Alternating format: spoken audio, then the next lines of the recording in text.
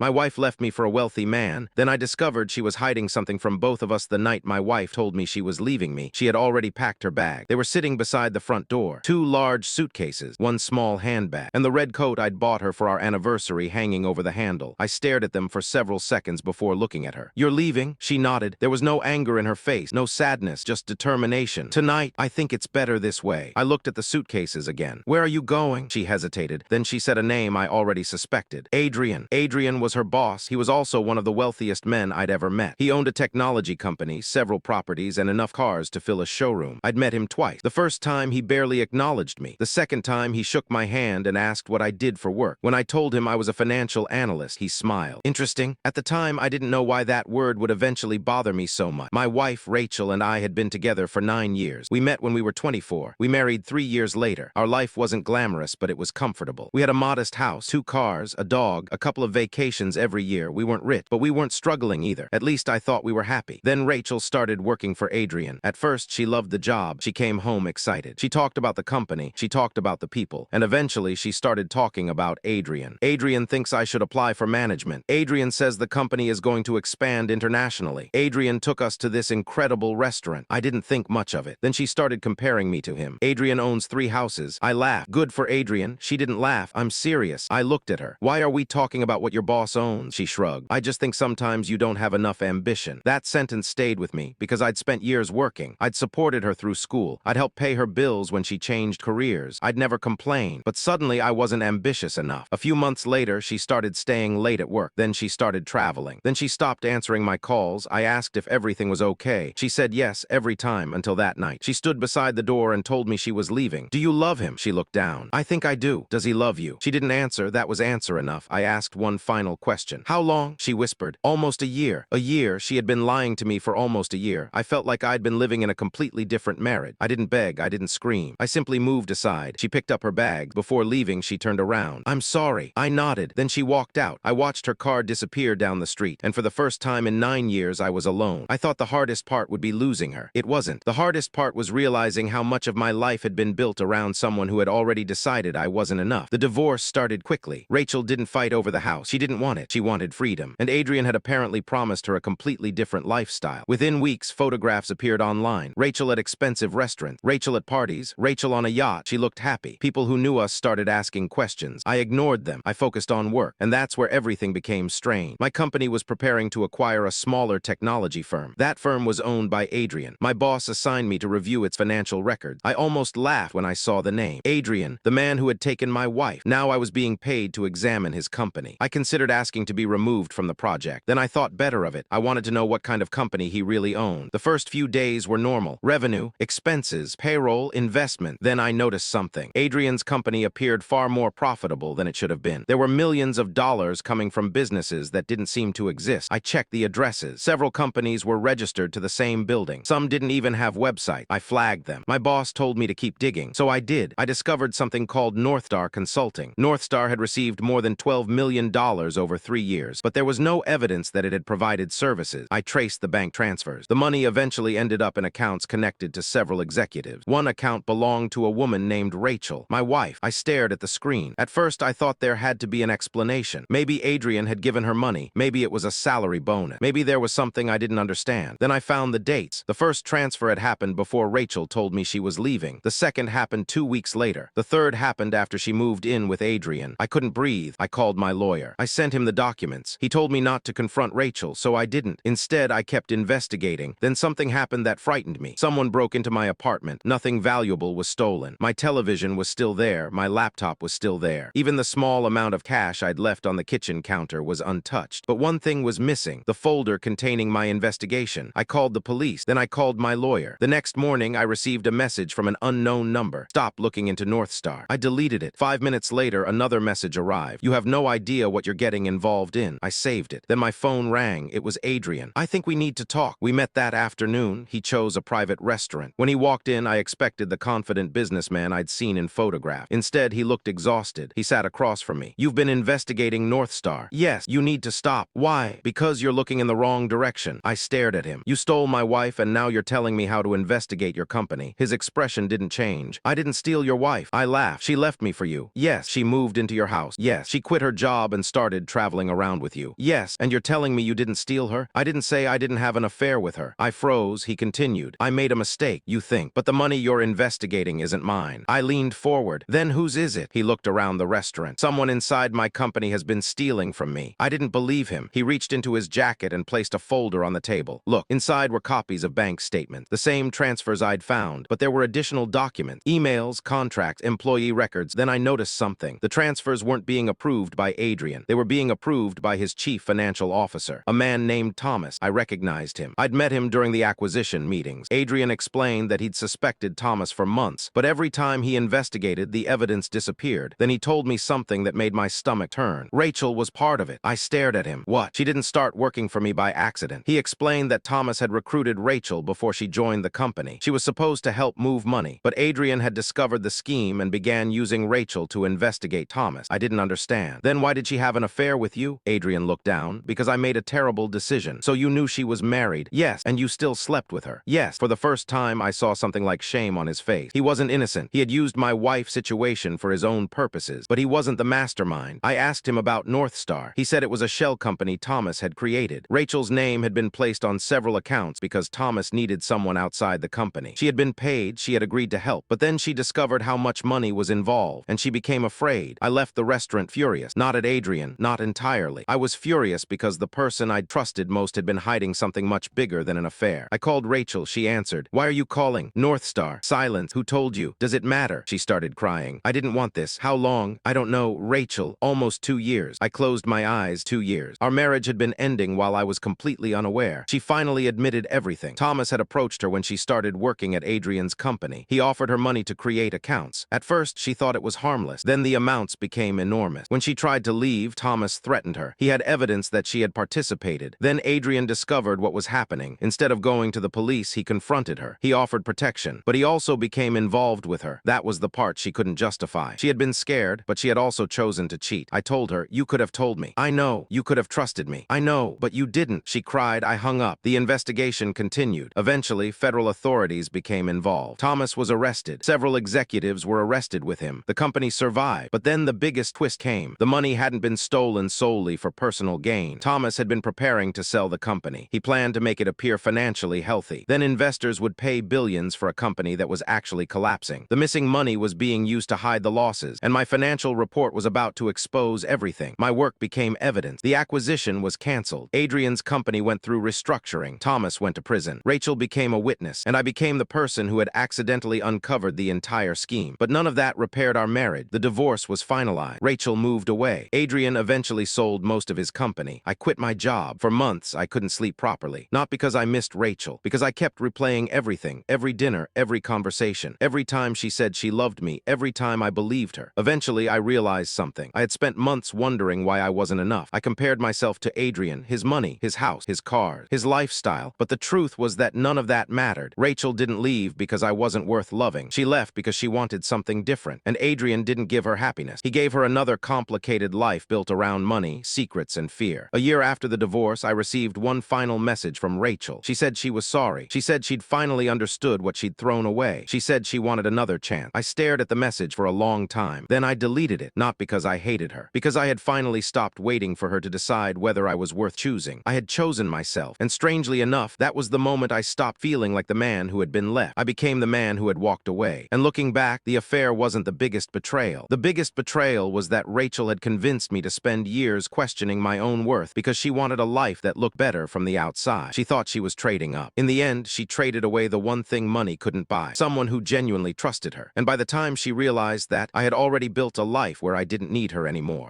Like and subscribe for more videos like these. Thanks for watching.